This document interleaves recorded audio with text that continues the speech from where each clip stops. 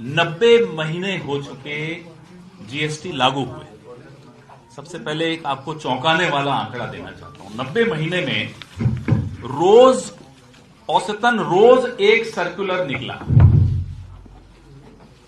ये तो जीएसटी जिसका नाम है गुड्स एंड सर्विसेज टैक्स, जिसका आधार ही सरलीकरण की तरफ था कि इसको सिंप्लीफाई करें, तो ऐसा कैसा सरलीकरण हुआ कि 90 महीने में रोज एक सर्कुलर निकला।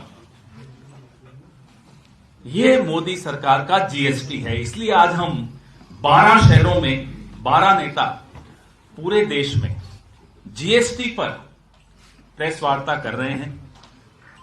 मिडिल क्लास को, छोटे व्यापारी को, गरीब तबके को सबसे ज्यादा चोट इस जीएसटी से पहुंची है।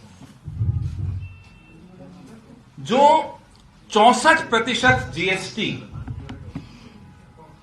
2021-22 में 64% जीएसटी जो इकट्ठा हुआ, वो देश के 50% आबादी ने दिया। ये एक और चौंकाने वाला।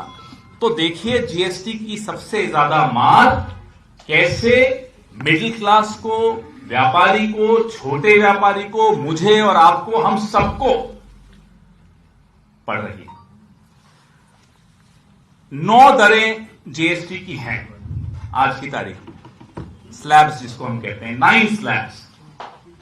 पहली बार ऐसा हुआ आजाद हिंदुस्तान में कि किसानों पर अलग अलग उनकी इक्विपमेंट पर, ट्रैक्टर पर जीएसटी लगा दिया। किसी सरकार ने कभी भी किसानी पर टैक्स टेररिज्म या टैक्स का आतंकवाद नहीं लागू किया, लेकिन इस सरकार ने किसानों की जो लागत है वो बढ़ा दी। वादा किया था 2022 तक तो आय दुगुनी कर देंगे, उल्टा क्या हुआ, लागत दुगुनी कर दी जीएसटी की माध्यम से। 9 दरें जैसा कि मैं आपको बता रहा था, 0%, 5%, 12%, 18%, 28%, ये तो 5 बड़ी दरें हो गई। फिर 0.25% एक और दर, फिर 3% की एक और दर स्पेशल कैटेगरी, और फिर कुछ ऐसे कॉम्पोजिशन स्कीम में 1.5%, 6%, अलग अलग इतनी दरें आपने बना दी। फिर आप कहते हो कि आप सरलीकरण की दिशा में जीएसटी लागू कर रहे हो। कौन सा सरलीकरण है? 5 साल में इनकम टैक्स 240% वृद्धि हुई इकट्ठा करने में, और जीएसटी की संग्रह में 177%, 177% वृद्धि हुई। अब आप आंख बंद करके सोचिए कि इसका लाभ आपको क्या मिला, आपके परिवार को क्या मिला, आपके शहर को क्या मिला, आपके राज्य को क्या मिला, और आपके देश को क्या मिला। भाई आप अगर टैक्स दे रहे हो तो कुछ सोच कर दे रहे हो कि भाई मुझे लाभ मिलेगा, मेरी सड़कें अच्छी होंगी, मेरे जीवन का स्तर अच्छा होगा, मेरे को बिजली अच्छी मिलेगी, पानी अच्छा मिलेगा, रोजगार के अवसर मिलेंगे, परिवार को लाभ होगा। लेकिन कुछ नहीं मिलेगा, कुछ नहीं मिला।